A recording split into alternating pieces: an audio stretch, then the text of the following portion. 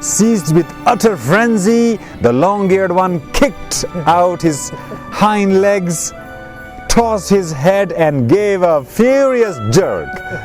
Kalamai do chiloza, chimoza, suf, khabahas.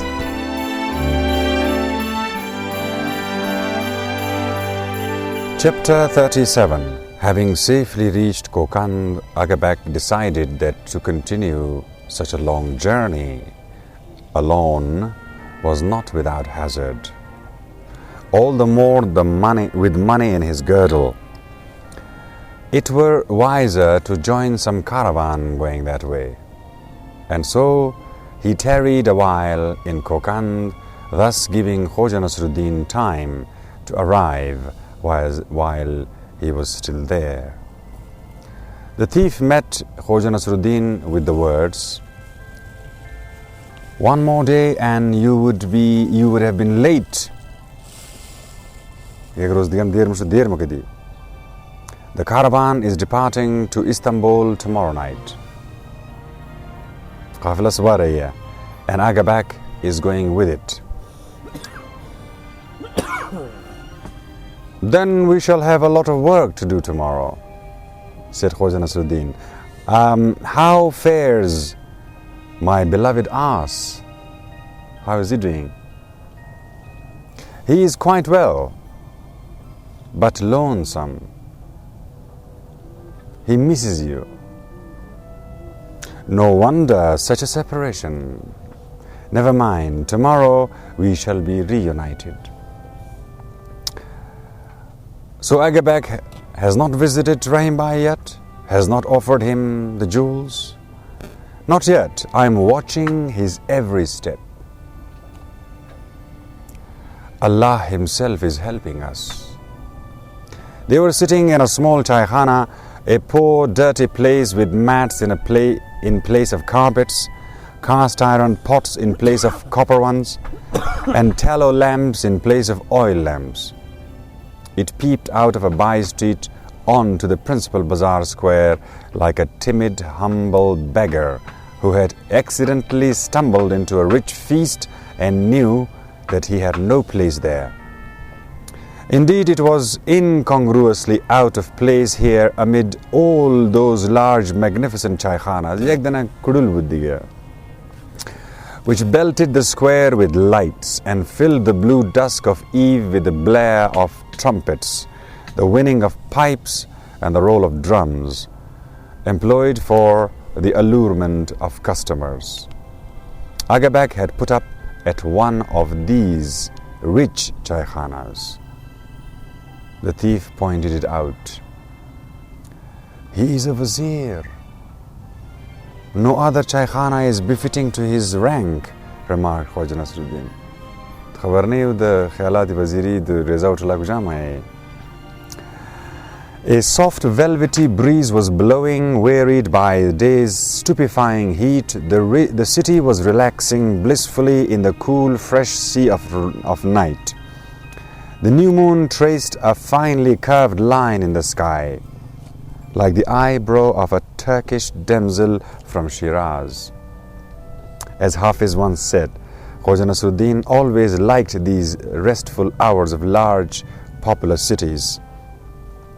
This brief ebb in life's surging tide as it gathered strength, as it were, for the morning's reflow.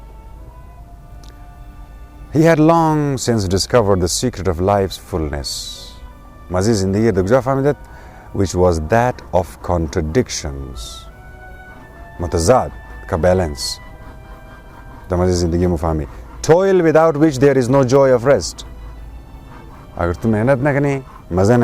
Rest. Danger without which there is no joy of victory.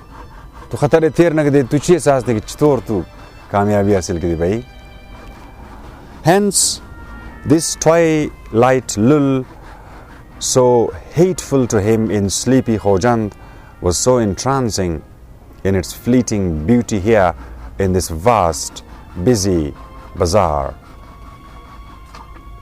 It was with a similar fullness of soul and grateful praise of life that he met the multi-keyed and multicolored morn, with its jostling, swirling, and foaming vortex of cosmopolitan crowds, within which swelling roar was merged every believable and unbelievable sound of earthly origin. ये गो आवाज़ के तस्वुर में तो नहीं दज़ू बाजार आस्ते दिखा. A dust rose and clouded the sky. Hagbachut, gritting on the teeth, packing into the nostrils, warming under the sun. The earth seemed to be drawing into itself the long light shadows, which it deepened to inky blackness. The tiled minarets spread a blazing heat around them. Within another half hour, there was no air to breathe. Thereupon, in the richest and most luxurious of the chaykhanas, Agabak rose from his couch of cushions after finishing his morning tea drinking. Keeper, receive your pay for my board and loading, and lead out my long-eared and hide-coated one. And rupi jamko haram burko odastabal. Even in the ass's absence, he dared not call him by aught save respectful, indirect names.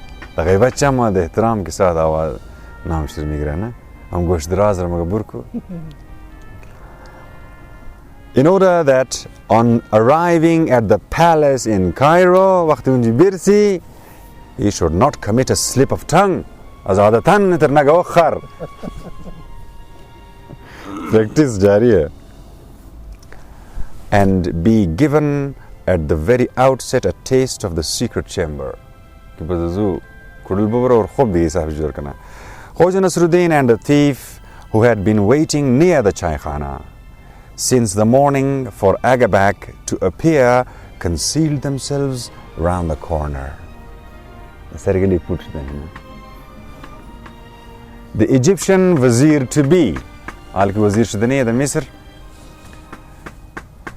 strutted past them, leading his ass by the bridle rein.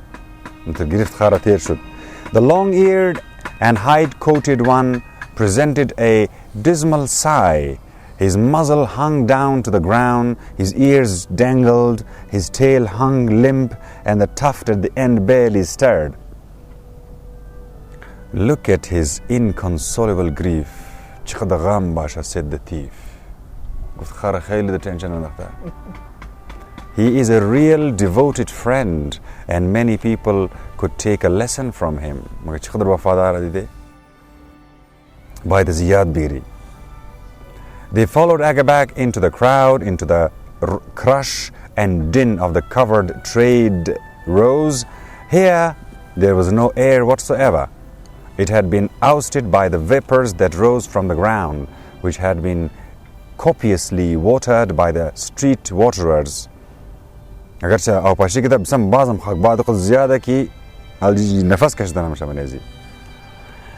Thousands of odors diffused by leathers.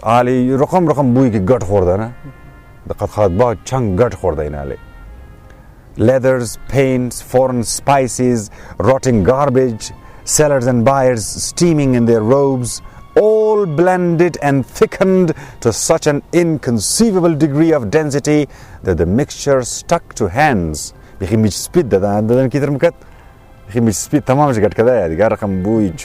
And faces like some viscid ooze.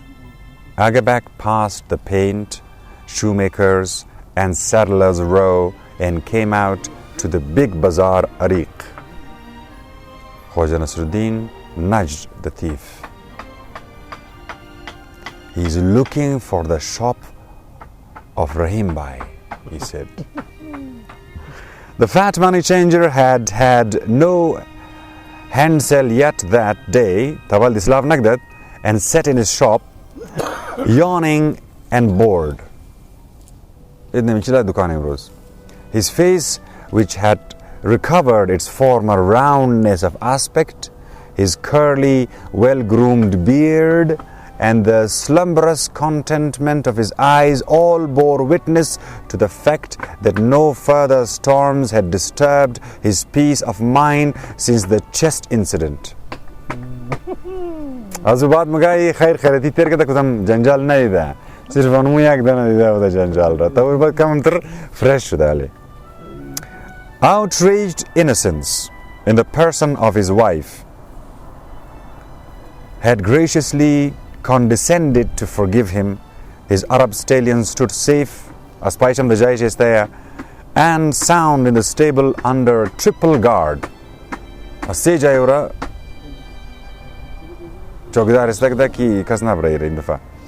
waiting for the next race. The grandee responded, albeit coldly, to his salutations, and life had slipped into its former smooth run. And while salam alaikum, the grandee mapas barabar shuda. Matlab, it's all right now. Neither did that torrid morning augur aught to disturb his contented mood. On the contrary, he even contemplated closing his shop after dinner and enjoying sweet repose at the side of his spouse.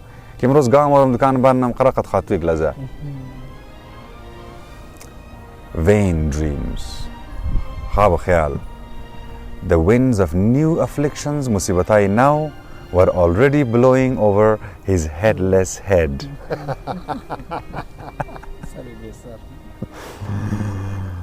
A man of most respectable mien, leading an ass by the bridle, stopped before his shop. May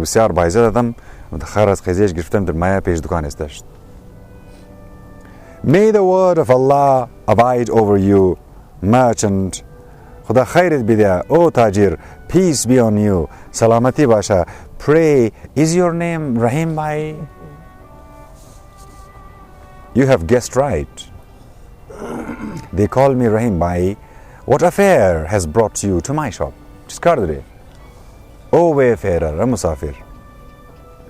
I heard of you across the mountains, of an honest merchant. Az ulbi kotalandom ki to bisyar khub merchant. Syar imandari. And so I have sought you out. As pas to kuja managastom. Among the money changers of Kokan.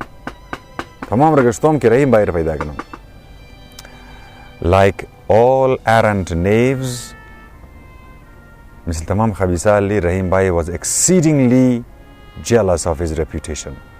Pleased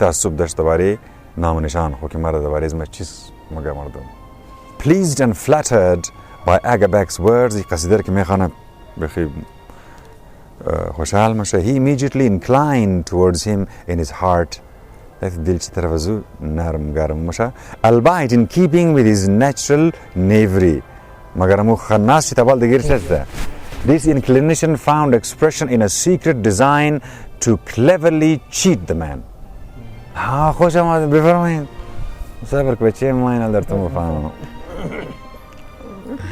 In a friendly way, of course, without noise or fuss. Clean operation. And with even a certain touch of goodwill. You are not the first, O wayfarer, to come to me with such words. Rahim Bhai ki imandar tajir mu kujaya.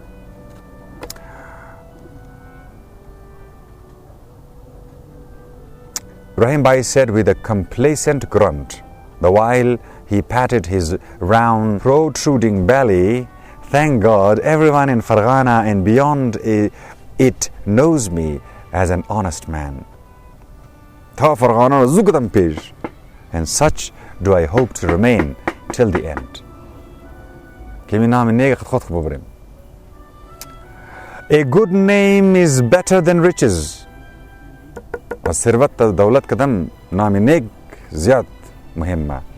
Agabek said with a respectful salam. The merchant returned both the salam and the compliment. Still better is it to meet a wise and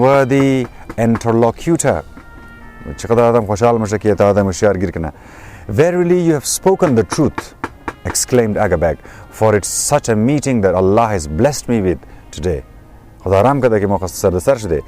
I hear words engendered by nobility itself, returned the merchant. گفت ما که میبینم شاید یگو بسیار میتر اشرافیه والا میتر از خاندان شاهی آدم معلوم باشه بسیار خودتم ماشاءالله. They are but a mirror reflecting what they see, said Agabek. They saluted each other in this wise for a long time, vying in mutual praise, and lauding each other to the skies. While the money changer's beady eyes, the true mirror of his mind, turned into narrow slits, and darted about shiftily, groping over the wayfarer and trying to penetrate the fabric of his girdle to the purse that lay within it. At last, they came down to business. Rahim Bhai counted out a handful of gold, which was about 5 coins less than it should have been at the rate of exchange on Kokan Bazaar.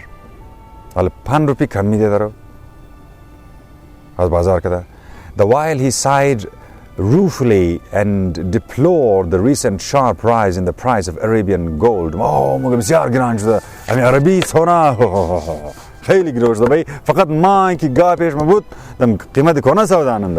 Which of course was a shameless lie. Agabek himself, no baby in the art of cheating, smiled knowingly, but did not argue. What were those 5 wretched dinars in comparison with the royal treasury that awaited him in Cairo?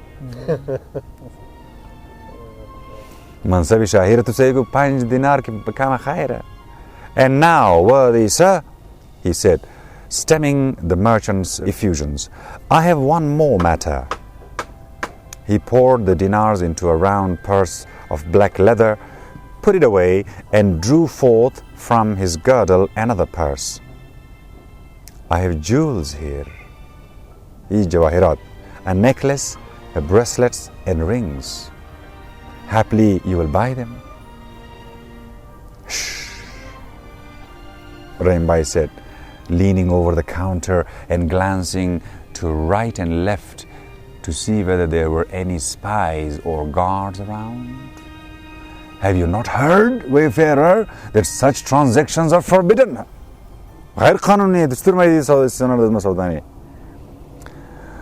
In Kokan, unless the authorities are apprised of them beforehand.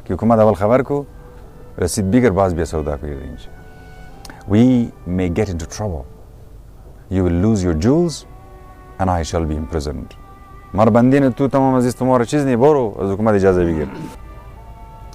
I heard about it, but I presume that two sensible men, and honest ones, Rahim Bhai, the merchant hastily put in.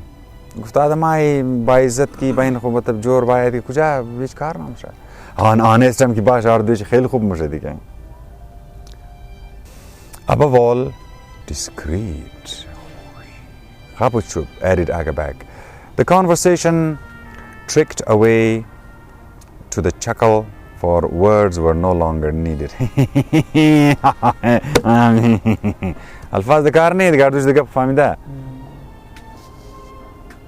Rahim Bhai tossed a handful of small silver onto the counter as a blind in the event of the guards putting in an appearance. Then he untied the purse strings. Awalchan sikke Nokrai, हम तो बिल्ली counter है कि अगर एगो spy तेर्स ना बगमो उधर silver हिसाब नहीं इन्हें नफा रहा. And then he untied the purse strings and pulled back the edges to glance at the jewels without taking them out.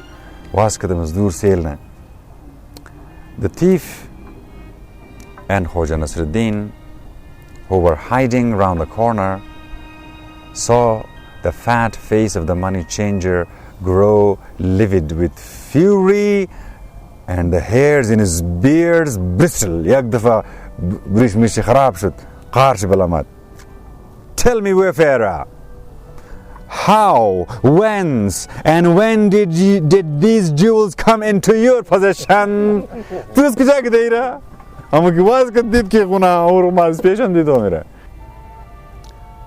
Worthy merchant, answered Agabag, let us leave those questions to the authorities. Authorities agar ye question pursan kar bas momogi khud khab pakdo diga na gufte ki khab pakdo, whom we have decided to dispense with. What difference does it make to you whence and how? Your business is to take them or not take them. If you take them, pay me the money, 6,000 tangas.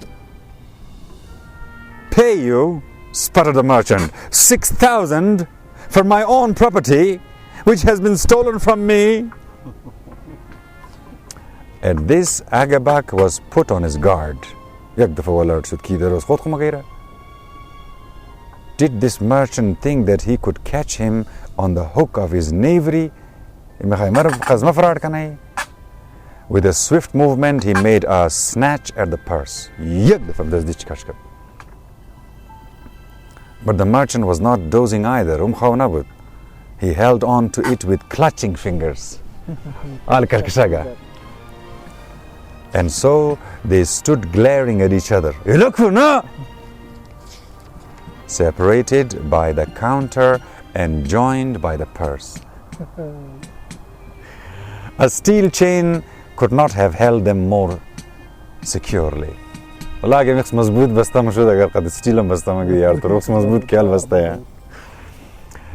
pierced each other with eyes of malevolent hate, eyes that bulged round and staring, blotted out by a whitish film like those of infuriating fighting cocks. The air burst from their convulsed throats with a hoarse whistle. At the same time, they had to restrain their movements and check any outcry, lest they attract the attention of guards thereby. Let go! Wheezed Agabak. Let go! Give it back! Be the purse with thee! Crawled the merchant. Swindler! Accursed thief! A brief tussle ensued, a fierce but quiet one. Hardly noticeable from the outside. It seemed as if two respectable men were leaning over the counter, engaged in a confidential conversation. And only by listening carefully to the sounds of furtive, desperate struggle, the wheezy, panting breath, the suppressed moans and gnashing of teeth, could one guess the truth.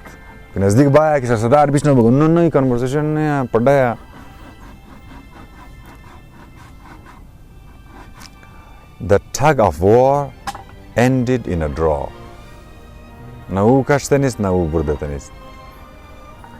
Clutching the purse and breathing heavily, they both stood frozen again in attitudes of glaring enmity. O spawn of shaitan! O evil-smelling jackal!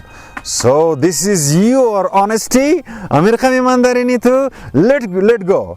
I tell you, Mugumbelakuna, give it back to me, impious devourer of your father's carrion.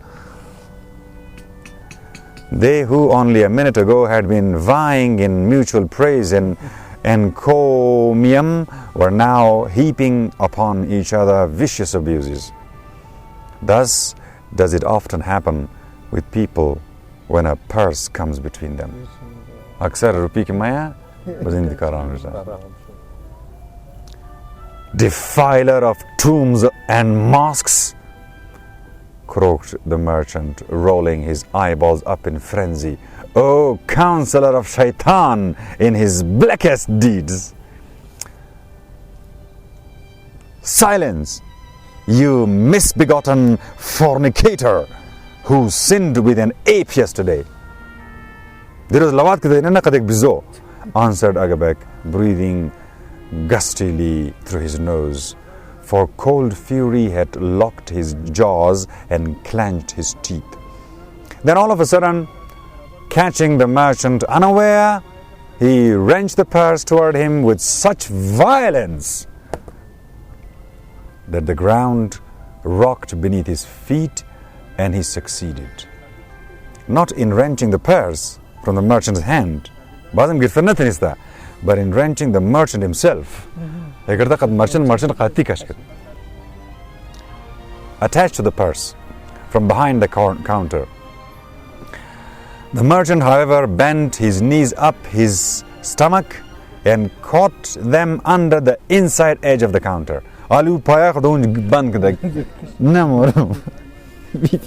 Which prevented him from flying out into the road, lifted though he was above the ground. The tug exhausted Agabek's strength. Taking advantage of this, the merchant, lying on the counter on his fat belly, began to draw the purse under him, as if slowly swallowing it. But together with the purse, Agabek's numb arm was drawn under his belly right up to the shoulder. This is him the thigh kaurezi. Anyone throwing a cursory glance at this scene from the outside would still not have noticed anything. The thief and Khoja Nasreddin, however, looked below the surface and probed the truth of every movement, every sound. He has spat in Agabek's eye. And Agabek has got his teeth in the merchant's beard.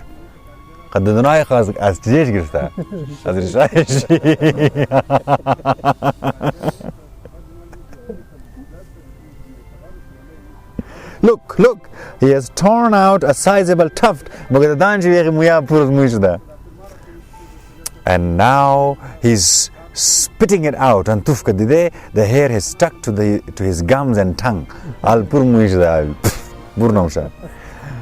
Look, the merchant tried to bite Agabek's nose off. Oh, no, I'll come on the khordat. He tamam commentary. Hey, but he missed. His teeth snapped in the air. The thief was all aquiver with excitement, and his yellow eye glowed. It is time. Khoja Nasreddin, why do you tarry? It's time. Let them fight a bit more. Welcome to Jankana. Besides the two fighting ones and the two watching ones, there was a fifth party to his squabble. In fact, he was the chief culprit, the original cause of all the trouble.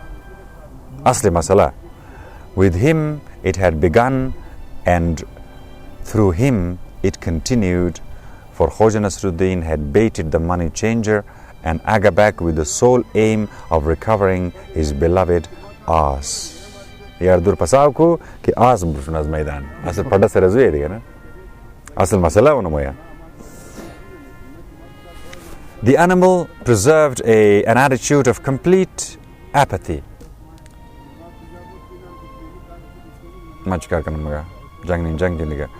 His muzzle still hung low to the ground, his ears dangled, and his tail hung limp. Only once in a while, when Agabek jerked the halter strap in the heat of his tussle, did he toss his head.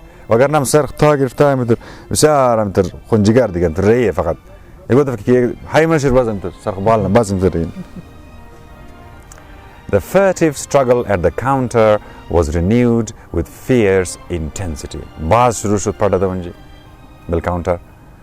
Further delay was dangerous. The bazaar guards might appear at any moment. Zyad der baid na kani. Khoja Nasreddin gave a low whistle. The ass started and lifted his muzzle. He would have known that whistle anywhere. Hazara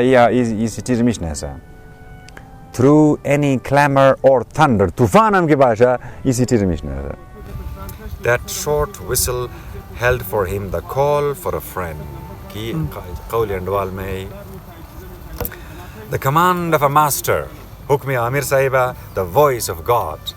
Sadai Khudavanche. For Khoja Nasreddin, of course, was a God to him. An almighty and ever-beneficent deity. The whistle was repeated. And then Khoja Nasreddin looked out from behind the corner, presenting his godlike, glorious lineament to the ass's gaze.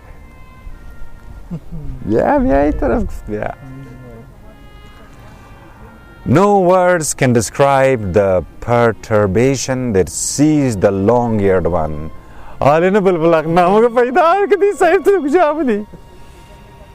He had recovered his lost godhead. The world was filled again for him with light and joy.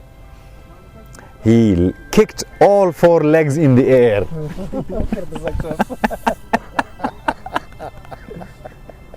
Lifted his tail and with a loud bray rushed towards the radiance that emanated from round the corner.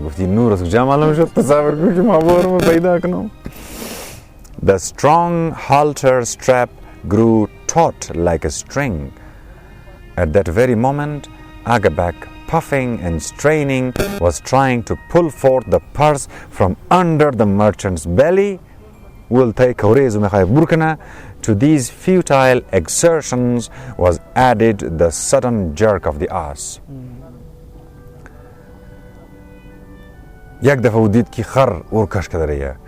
The prince himself is helping me, Agabak thought, putting forth all his strength. Such a concerted effort the money changer could not withstand.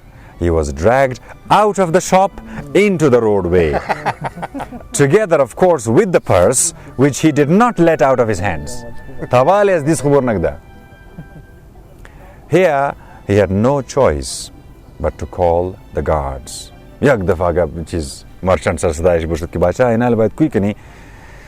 Robbers! Do the big rain, he screamed, beside himself in a shrill, repulsive voice in which fury united with terror in unholy wedlock. Help! Robbers! Agabak was in a worse fix. On one side, he heard the merchant pulling him. On the other, the ass. The ass had the advantage in brute strength, and all three tailed down the road. The ass head down and hind leg kicking in the lead. Behind him, Agabak with arms crucified between the ass and the purse, and in the rear, disheveled of beard and raucous of voice, the recumbent merchant, the upper part of his body hoisted, while his fat belly and short legs dragged over the ground. Such was the strength of the bridle rein of reputed Yarkand workmanship.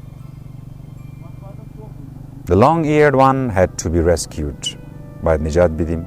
Once more, Khoja Nasreddin presented his shining aspect to him. Pazik from around the corner. Seized with utter frenzy, the long-eared one kicked out his hind legs, tossed his head and gave a furious jerk. The strap broke. The merchant pitched into the dust with his beard. Agabek sprawled on top of him. They rolled over together. Meanwhile, with a clatter of shields and a clank of sabers, spears and pole axes, and with blood-curdling whoops and shouts, the guards, horsed and on foot, came swooping down from all sides. Bazar band kit. Dropping the purse, lest he lost the prince. आखिरी मजबूर शुद कि ये prince raft. यानी purse लेके नहीं भाई. Dropping the purse, lest he lose, the prince Agabek darted toward the corner around which the long-eared one had disappeared, but the guard seized him. किधर जा रहा है? Clinging and fastening themselves upon him from all sides. ये फरार बहुत ना एक दफा उन्हें कुछ फरारी भी करना देगा ब्रेम जुखार आमदे देगा कि बाजार इस तुरबान के लिए को दूसरे मुझको गिरना दे मुझे सिपाही चार तरफ वजीर गिरफ्त. Unhand me, elected na. Agabek roared with a terrible voice. Elected. Unhand me, base wretches. Know you who stands before you. I am the Vizier of Egypt. Do you hear me? You base-born dogs of men, I shall crush you into dust. He is a thief, screamed the merchant. I shall prove it. The illustrious Camelback has seen those jewels. He knows them. Camelback bayru khumish na say jawairat ra. Khabar dar ki duzi da. Let me go, gasped Agabek, feeling that his Egyptian glory was slipping out of his hands together with the ass.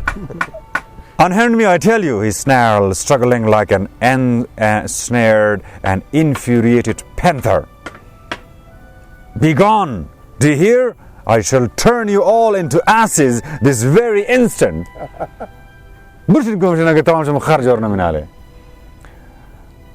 One other guard jumped onto his back and clung to his neck.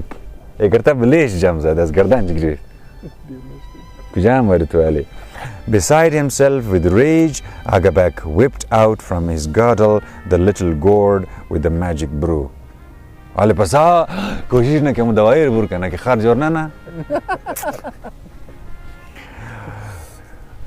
Limchizu, Putuzugu, Zimnihos, he uttered with a great cry, sprinkling the guards out of the bottle.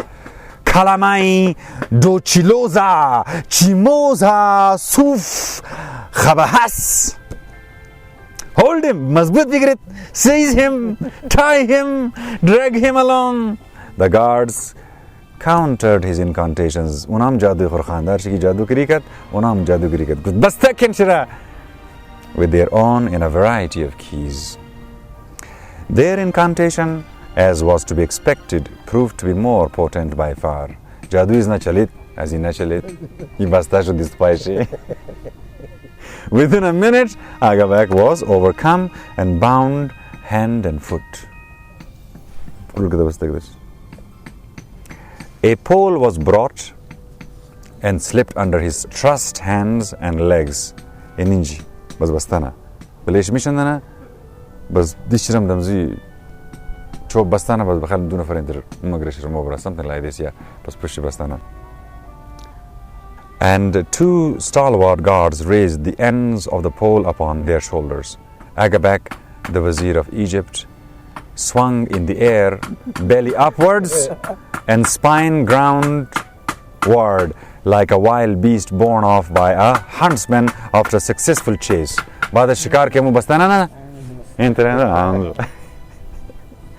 His turban dropped from his head, lungi mulgi parit, and was instantly pounced upon by the guards, who shared it between themselves in bits.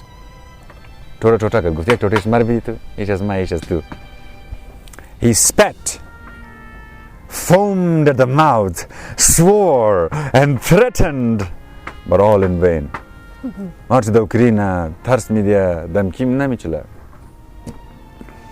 Amid the exultant clamor of the guards, who surrounded their trusted captives, thus concealing him from the view of Khoja Nasreddin. The procession moved off with a roll of drums. The drum and headed through the thick of the bazaar towards office house, wherein the illustrious camelback had his residence, the grandee. The money changer, clutching at his heart, staggered along in the rear, escorted by 2 guards. A 3rd guard bore the purse aloft for all to see.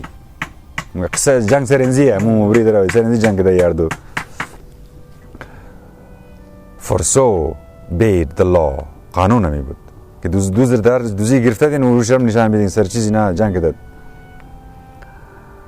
Or, in order, on the one hand, to prevent temptation, and on the other, to protect the guards against the tongue of calumny.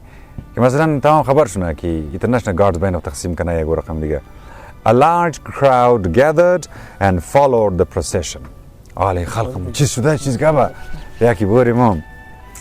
The roadway in front of the shop became deserted. The dust settled. Khoja Nasreddin handed the ass over to the thief, saying, "Hide him in a safe and reliable place. Then find the widow, and come with her to the judgment place." UMuji the jaish the pesh qazi. Kinaram burda khaturam to bayru. Asli aqdar kiya. Ada warze.